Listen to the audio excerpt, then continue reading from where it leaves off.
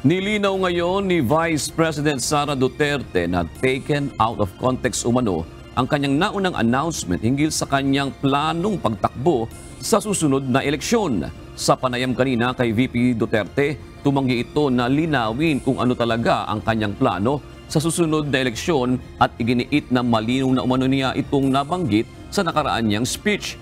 Subalit tila hindi anya ito masyadong naunawaan o nagkaroon ng kalituhan sa kanyang mensahe. Nandun lahat, nakalatag doon sa speech ko sa Barangay Bagol Galiera sa Davao City. I think ang confusion is piecemeal ang appreciation ng mga tao doon sa mga sabi ko. Ibig sabihin, tinatanggal nila ang isang linya para sabihin kung ano yung gusto nila na interpretation. Hindi na rin idinitalye pa ng Vice Presidente kung may plano siyang tumakbo sa 2025 midterm elections kung saan maghahalal ng mga bagong senador, congressman at local government officials.